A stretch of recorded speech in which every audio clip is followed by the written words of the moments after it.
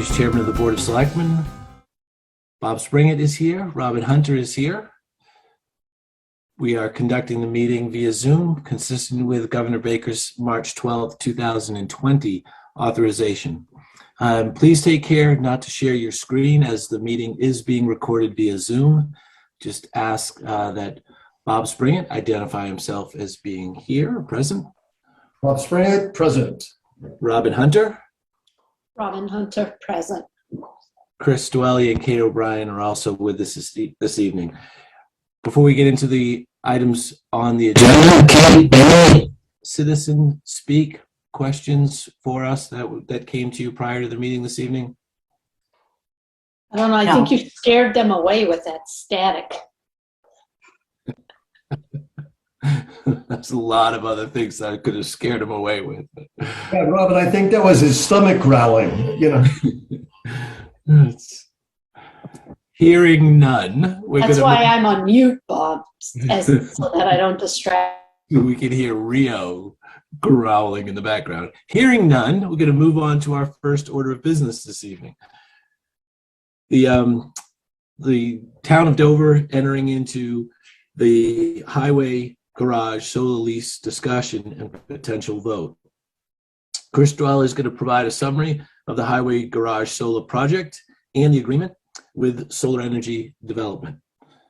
Chris, would you like to introduce Beth, or would you like me to? If you want to go right to Beth, I think that'd be fine. Thanks, John. I think going right to Beth would be the most efficient. Good evening once again, Beth. Good evening. Thank you very much. Please. So if somebody can bring up the presentation, that would be great.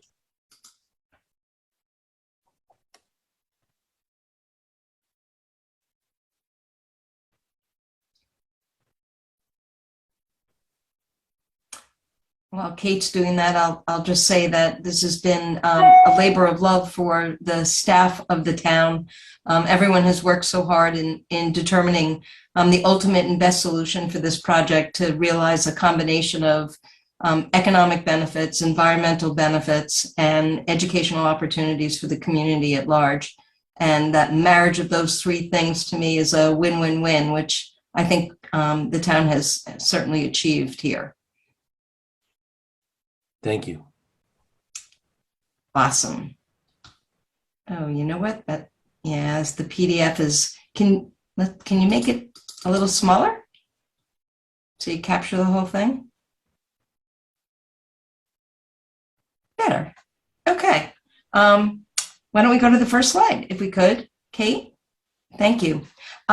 Just to give a general overview of the project is designed to generate solar renewable energy to offset actual energy usage at the DPW garage and provide additional financial benefits, not only to the DPW garage through avoiding buying electricity from the grid, but also any exported generation is fed back to Eversource, which is then monetized and financial credits are applied to town accounts.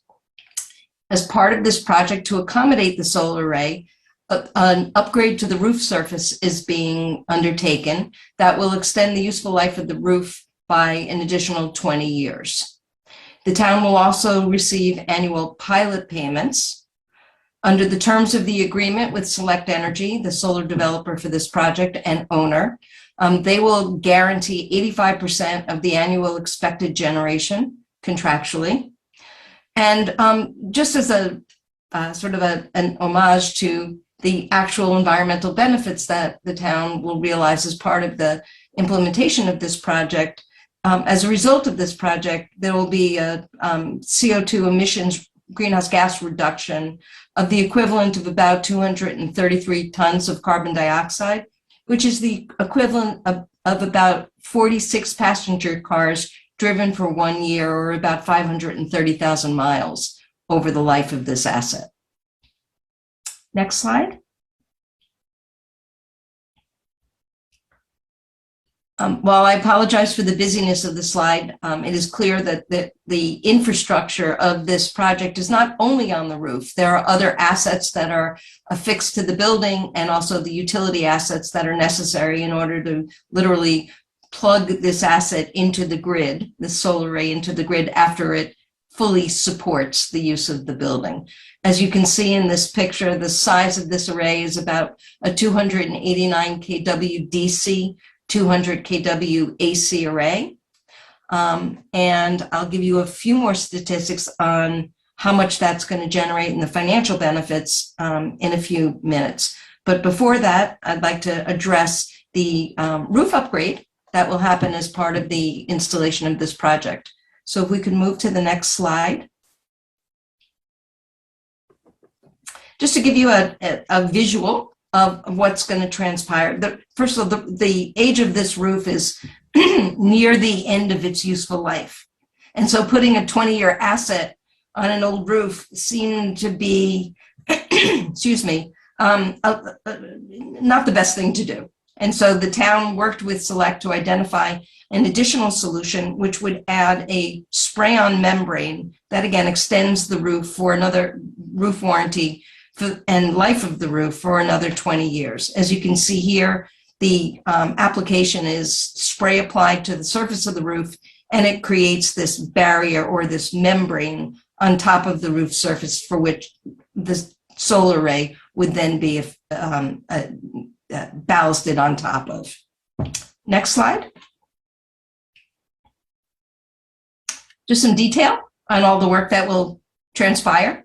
I think one of the important pieces of this process is the manufacturer, installer, will do a post-installation inspection after Select Energy installs their solar array to ensure that the 20-year warranty on materials and labor will be maintained and that there'll be no break in that warranty.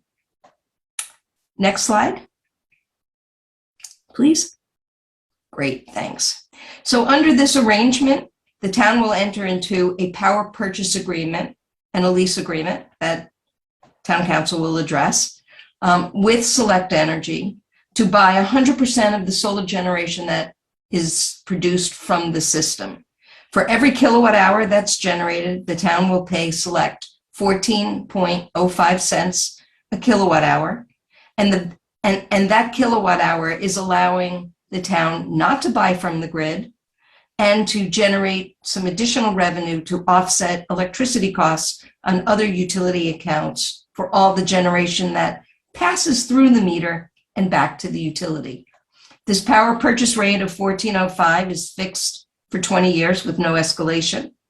So some general statistics about the building. The building itself uses about 71,000 kilowatt hours. It is expected that the solar array will generate just under 300,000 kilowatt hours a year, of which the building will consume the majority of those kilowatt hours, estimating about 66,000 kilowatt hours. And the balance, excuse me, will be exported back to Eversource. And again, Eversource will monetize that generation, apply the net metering credit value that's established by tariff, and compensate that value to the town on utility bills. The total payments under this agreement for 20 years to Select is just under $800,000. And as you can see in the lower section, from the various savings and revenue streams, the town will realize about $666,000 over 20 years in net metering revenues, assuming conservative energy rates and escalation. The town will save a little under $205,000 over the 20 years in avoided cost savings.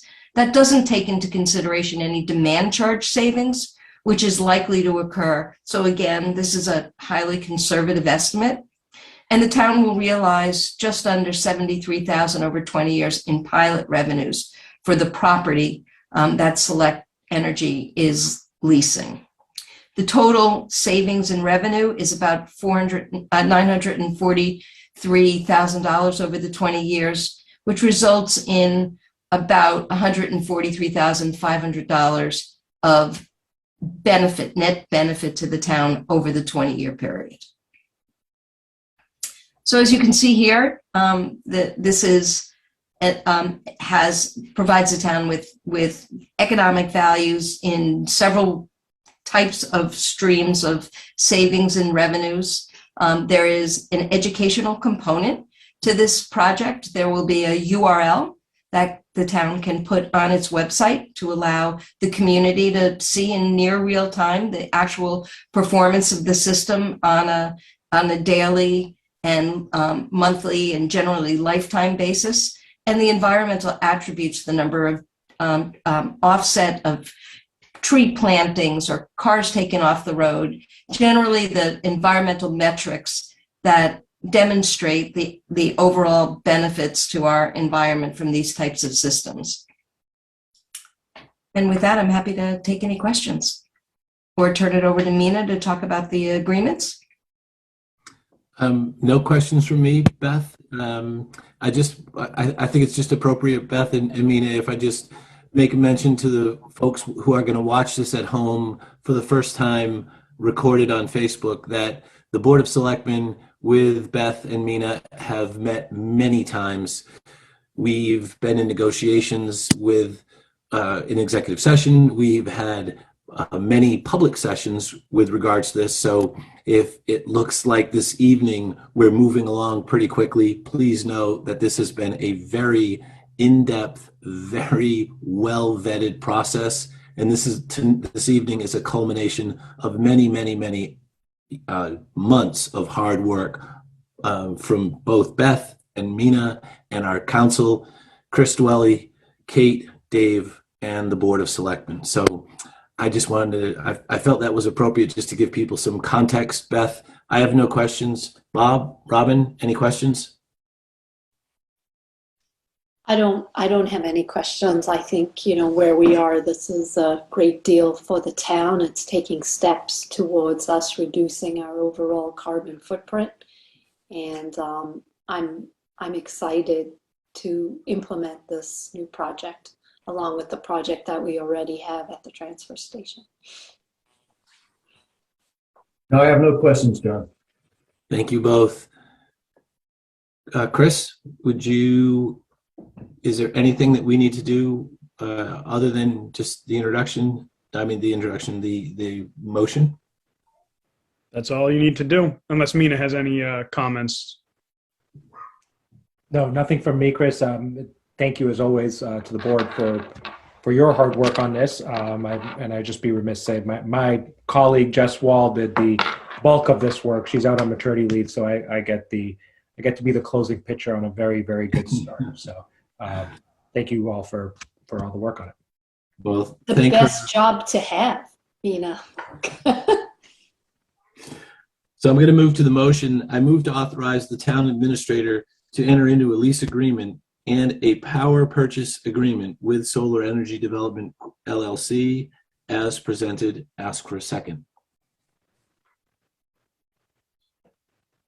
Second. All in favor? Aye, John Jeffries. Aye, Robin Hunter.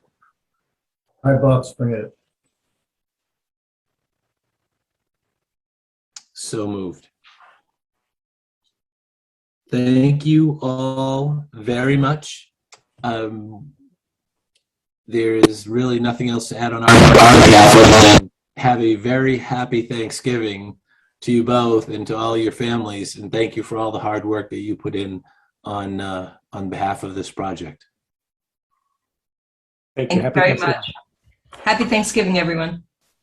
Thanks. Happy Thanksgiving. Our next item on the agenda this evening is a presentation on cybersecurity awareness in the training program. Our presenter is Dave Sullivan. And Dave, this is very timely because yes, I'm sure you're aware that we were the target of a phishing scam where a email was created using my name and sent to Bob Springett, asking him for lots of financial information, and the keys to his house and the combination to the safe. I'm kidding about all of that, but it was just a week ago, and Yes. we I know this happens all the time, so this is timely. And thank you, by the way, for the directive on everything that you did for that last week. Oh, thank you.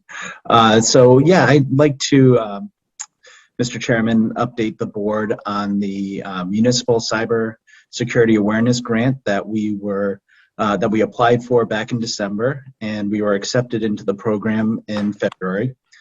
We had approximately 25 staff members participating, and the program consisted of 3 main elements: cyber strength assessment, which was a brief 33-question online questionnaire that would be given at the beginning of the program and is now being completed at the end of the program. I believe we have everybody who's completed it now, but they have till December to complete it. The next piece were 4 training assignments between March and November. Each training assignment consisted of 4 training modules, and each module took between 5 to 15 minutes, so it was pretty comprehensive training for everybody. And then the third piece, which you mentioned, were some mock phishing emails. These are still going on. They're actually going to continue into December. So they were periodic emails that would simulate a threat and would help people identify suspicious emails, and also mirror the trainings that people had gotten, how to look at URLs and make sure that you were looking at the correct part of the URL to make sure it's a legitimate source of email. So we had staff complete that, and actually I have to say, with the phishing emails, the training really worked, because I had staff coming to my office when they received one of these emails, and were all excited to tell me that they put them in their spam folder. So that was good to see that it's working. That's great. So on October 26th, there was a ceremony, and Dover was one of 34 communities that was honored by the Executive Office of Technology Services and Security. And Secretary Curtis Wood presided over the ceremonies, and we were named a cyber aware community. So it was a nice little online ceremony, and lasted about an hour, but it was nice to see that Dover was named one of the cyberware communities because of our participation, not only in this program, but our participation of staff and their completion rates, which was excellent. So staff really stepped up and took this very seriously, which I really appreciated.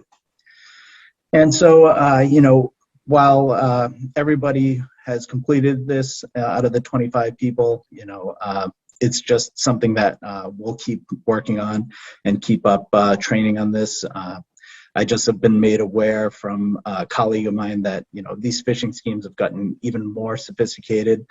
There's one out there now that can actually spoof a 2-factor authentication and fool it. So we just need to keep the vigilance and make sure people are aware and look for anything suspicious. And that's what this program really pounded into people's heads, that, you know, if anything looks suspicious, and if you have any doubt, you know, put it in your spam folder, let IT know, and we can go from there. So it was an excellent program. I look forward to signing up again for it and at a later date. So I think the state and EOTS did an excellent job, and it's a great asset for the community as well.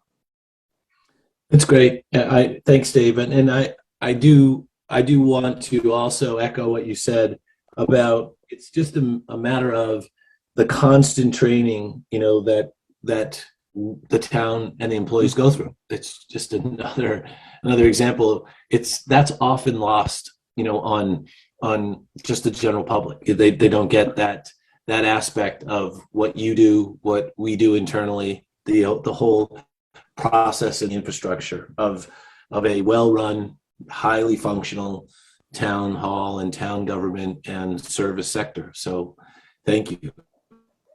My pleasure. Thank you. It's part of a big process. So, nothing else for me. Bob?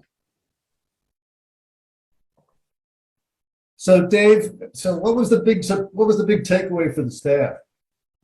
I think the big takeaway for the staff was just how easily things can be spoofed. A few changed letters that can kind of look similar, two N's back to back to look like an M, that kind of thing. I think also just general awareness of when you get an email and it makes a request that's strange, to kind of pause and think about it for a moment. And that was the aha moment. I think easily it is to get fooled. I think it was how easily it can be when you're busy and you're going through so many emails. And I think it's just a good practice that if something doesn't feel right, to stop and review it. So can you tell me just a little bit about the testing or the next phase? What is that about? So they run this program annually, so we can continue to apply to it. So that's something that we'll look at for the future, maybe in the next fiscal year.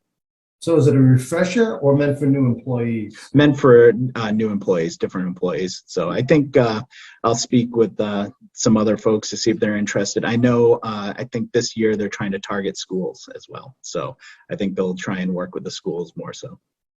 Thank you, Dave. Thank you, John. Robin?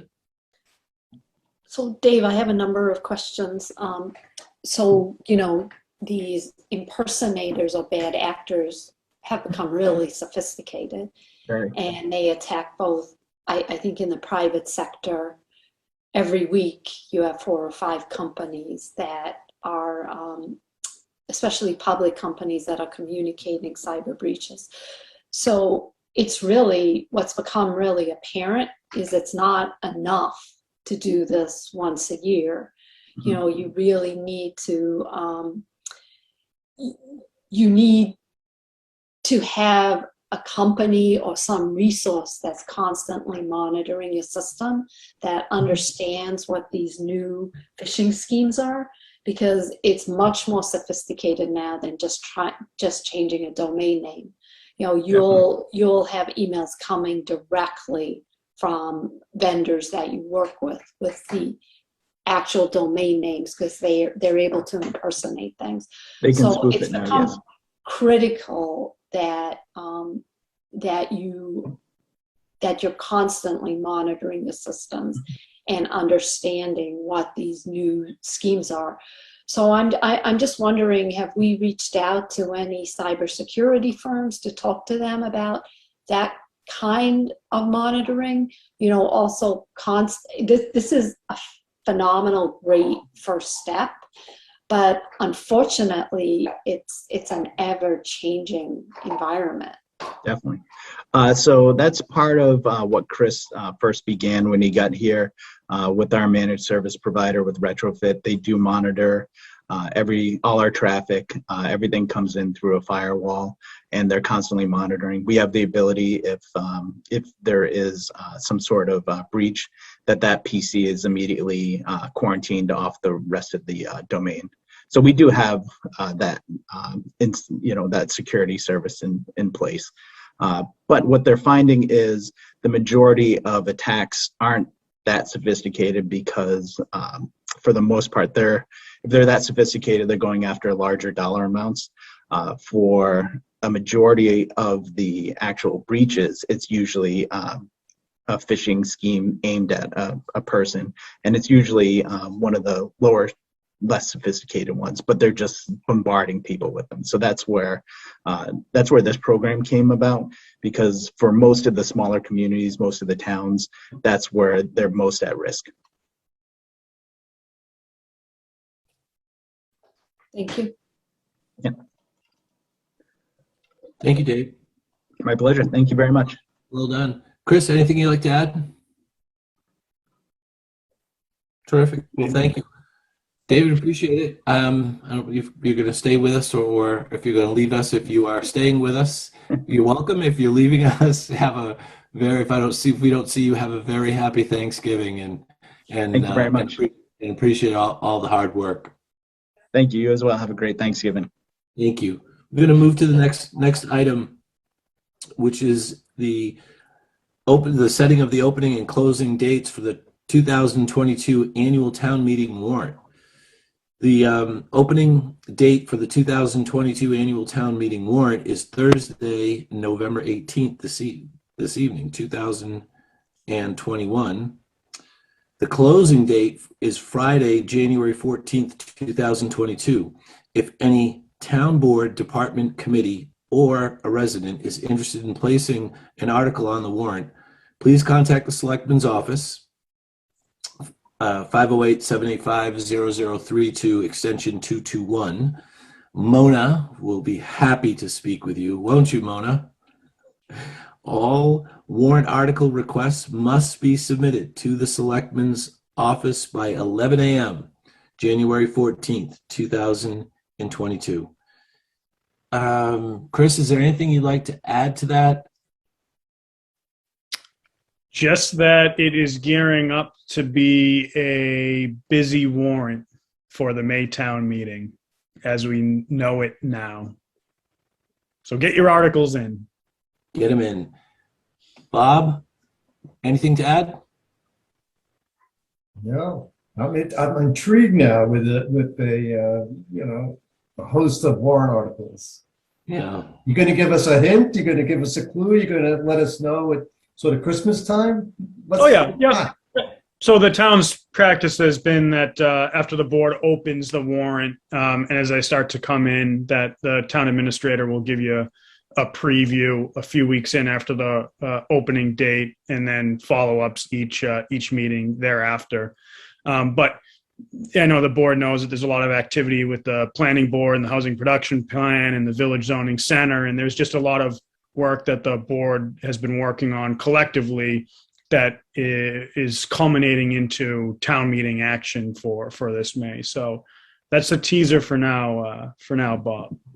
I don't want any of my stocking at Christmas time. You have to do it either before or after. You get nothing but coal in your stocking for Christmas. Robin, any questions?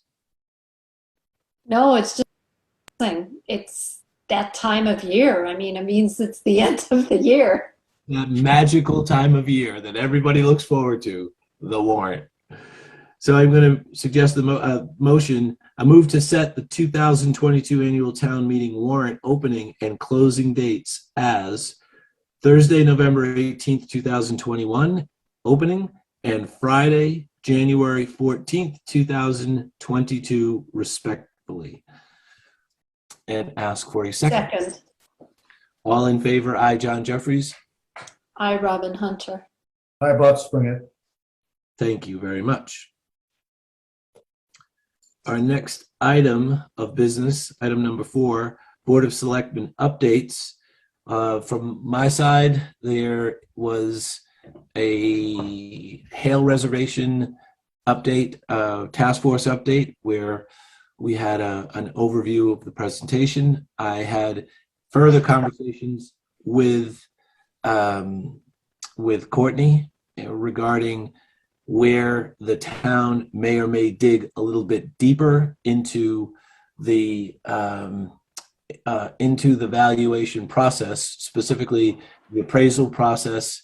There were a couple of items that we're going to go back to the appraiser and ask specifically for from a presentation standpoint.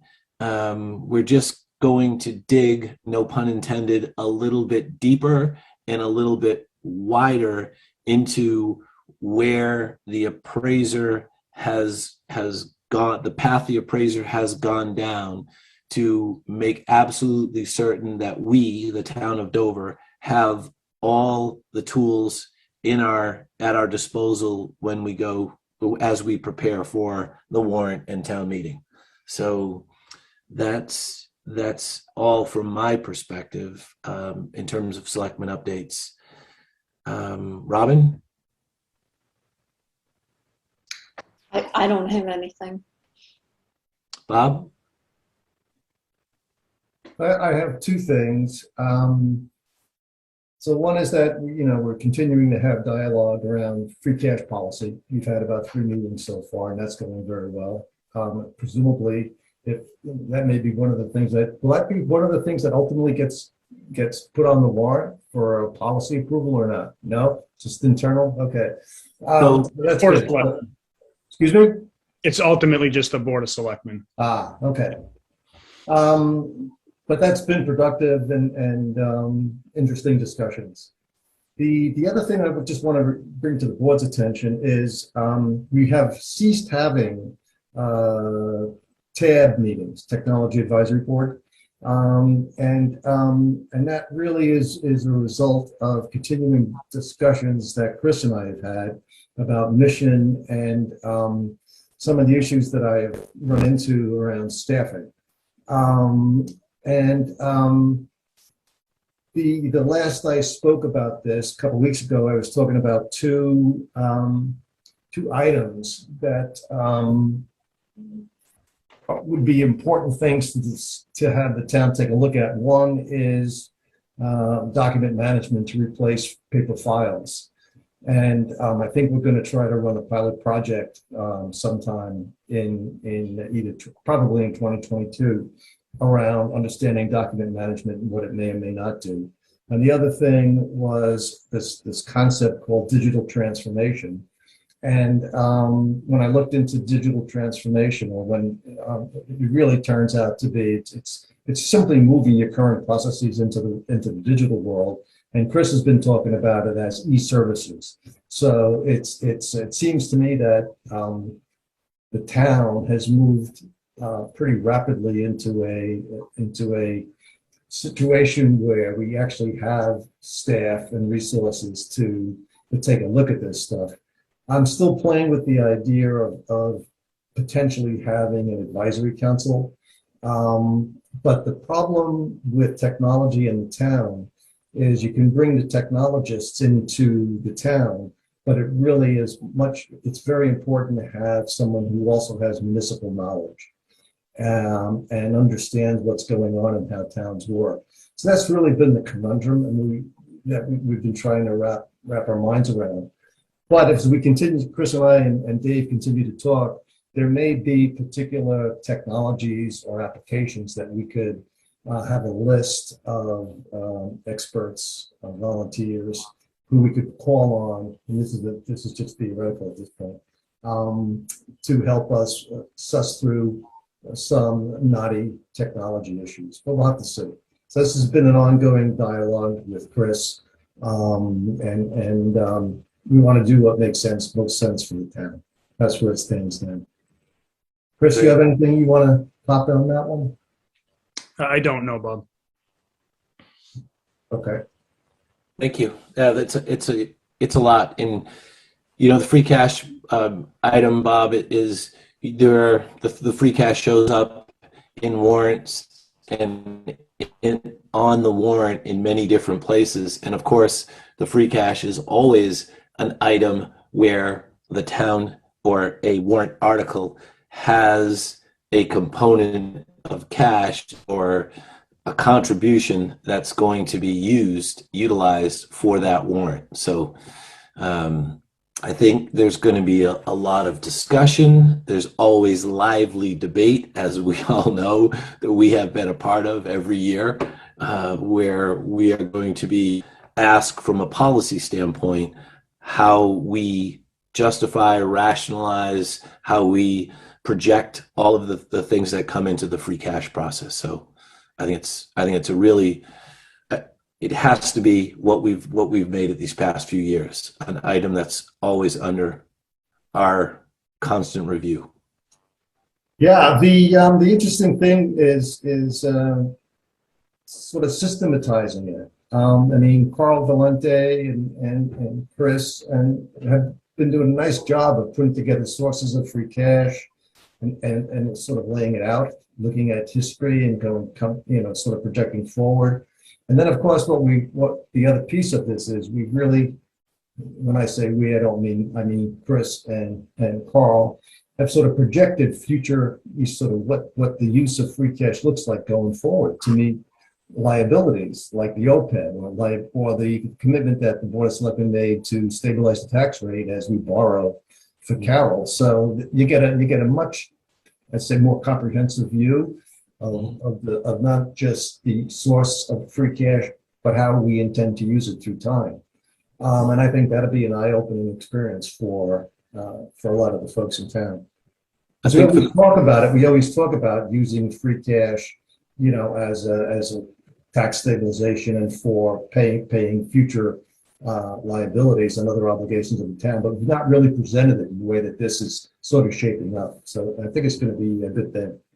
Yeah, I totally agree. I think also for the first time that we're seeing now with Courtney on board, we're going to have a housing production plan. We're going to have a housing revenue. We'll be able to see what the impact of a particular type of development will be to the tax base, to our resources, and to both the creation and depletion of assets as they need to be addressed for the town. So we've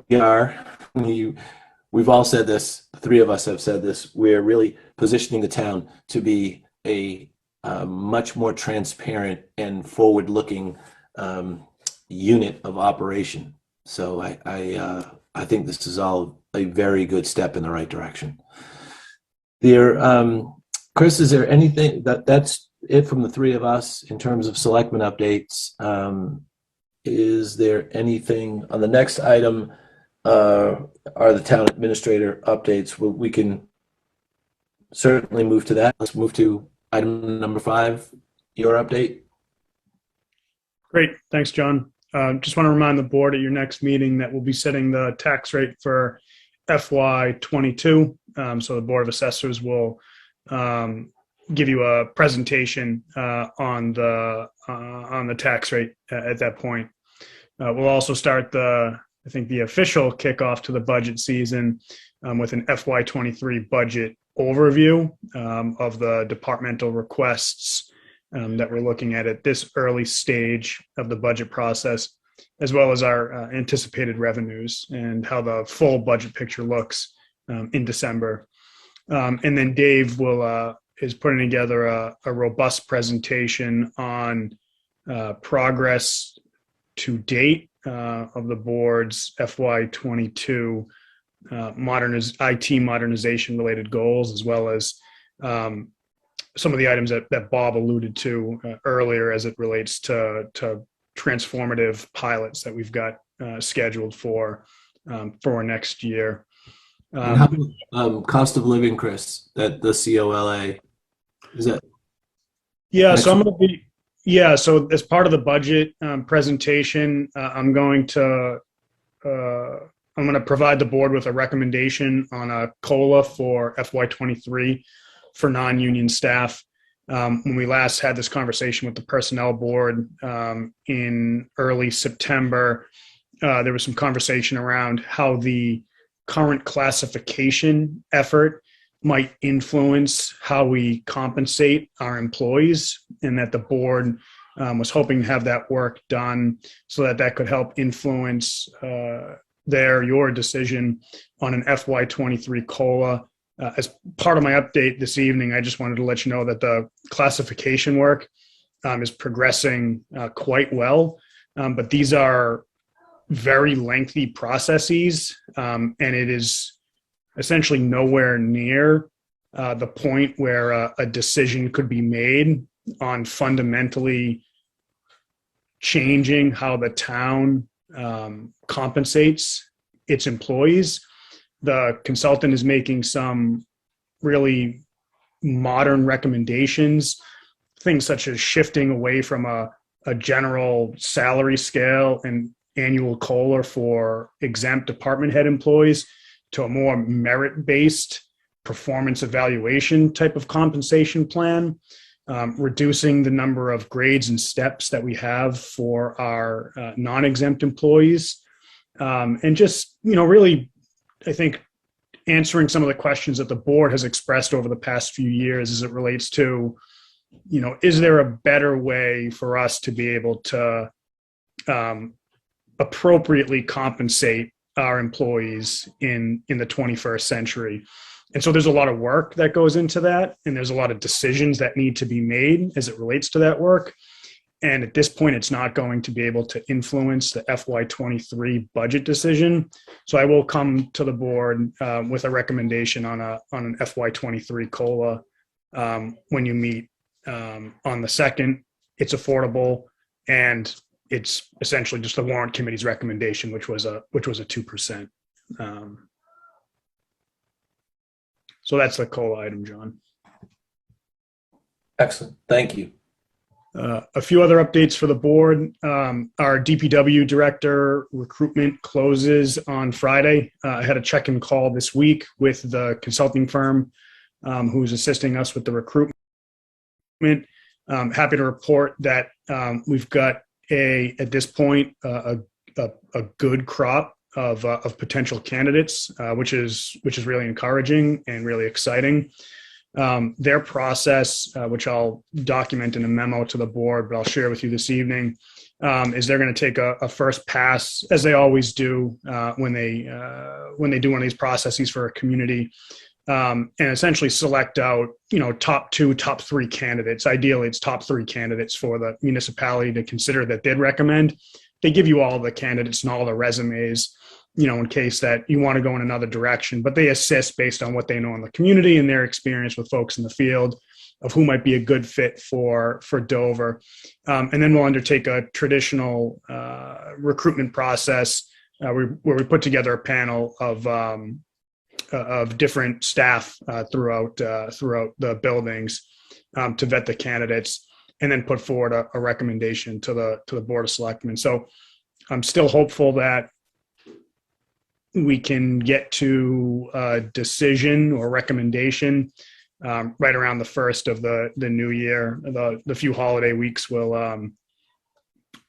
cause a little bit of a delay, so to speak. But I anticipate with the recruitment closing and with a crop of candidates that we'll be able to move right along with the selection and interview process. Some different news on our project manager recruitment. We received 0 applicants or applications for that role. It's quite bizarre. I've never received 0 applicants. You usually receive a few that aren't remotely qualified.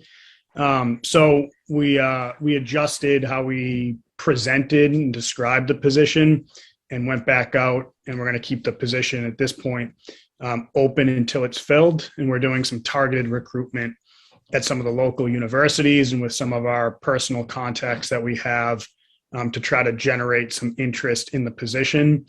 I'm not sure what the reason is why we didn't receive any applications, but I do know that there's it's a difficult time generally speaking for recruitment across the country, and that's certainly the case for local government. So we'll continue to push at it. And Dave will continue to shoulder his workload with a smile, but we're eager to get him some additional help. Chris, where is it posted now? It is posted. Well, Kate, you wanna take that? Sure. So it's posted on the MMA website. We posted it on Indeed. We also shared it on LinkedIn on the town's account. Me and Dave personally on our accounts also shared it as well. Is it possible, Kate, for us to do that? Like, for example, I have 1,000+ people on LinkedIn, and Robin's probably got 2,000 people, or Bob's got 6. He's connected. 600,000. Bob doesn't want the 6 that he's connected to. Is that possible for us to do that? Sure. So Dave actually set up our official Town of Dover LinkedIn account. So if you shared our posting on your personal, you could definitely do that. You could be definitely an opportunity for us to reach out to more people. Yeah. So we're looking for a technical person, right? A project manager type? The bulk of the majority of the role is focused on an individual who can help facilitate the implementation of projects in town. Those projects are predominantly related to technology, or there's a technology component to a majority of those projects. So they would help or lead some of our implementation, such as time and attendance, or the cemetery software conversion, projects like that. But they'd also be flexible enough where if there's a website project or some other type of just general project that we need assistance with, that they'd be able to execute and bring that forward. We did include in the position description that the position would help be the kind of the help desk technician, if you will, so that if there are local questions in a particular building, my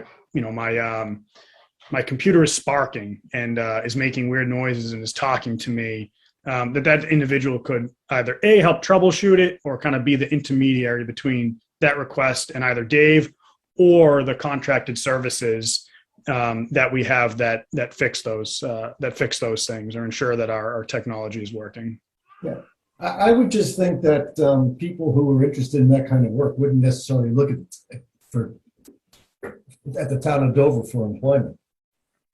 I mean, it's sort of what pond do you fish in?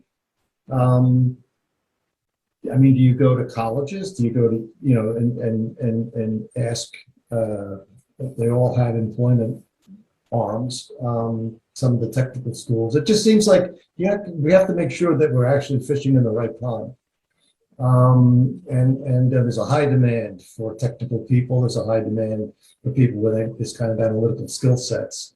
So I'm going to talk to Ray Wang, who's at UMass Dover and teaches IT, and maybe we need to think about a little bit more broadly about where we sort of post. Just a thought. Yeah, I mean, at this point, in general, you can't go wrong with posting far and wide. Get as big of a candidate pool as possible, and then take a good time to comb through and see who might be best. So yeah, absolutely. Zero is we should be able to beat zero, don't you think? Yeah, you'd think. You probably heard about Dave spending last summer in the attic, and then nobody wants to come and do that work.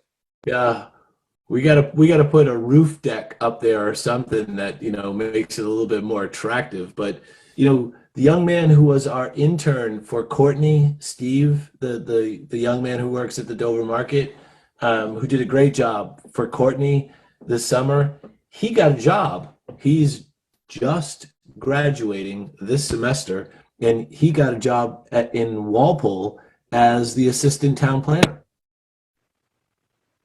So it's that the job market is like that. I would traditionally have thought that job would have went to somebody who had a little bit more experience, but he's a great candidate for it, and it's a feather in the cap of Courtney to have that say the very first person she ever brought on board got a job at a neighboring town right away. So good for her. Congratulations to him. And it's a sign of the times, right? So let's cast the net a little bit further and a little bit wider. Chris, anything else to add to that? I don't have anything else to add to that, but I do have some additional updates for the board. I do want to let you know that the townhouse roof designer selection process will kick off and hopefully finalize in the next week. We received 9 bids for architectural services for that project. We've got a group that includes Kate, myself, Carl Warnick, and Barry Goldman to select a designer. That designer will work to put together all the specs and then assist us with the bid process for the actual construction replacement of the roof, which will likely at this point happen when the warmer weather comes back in the spring.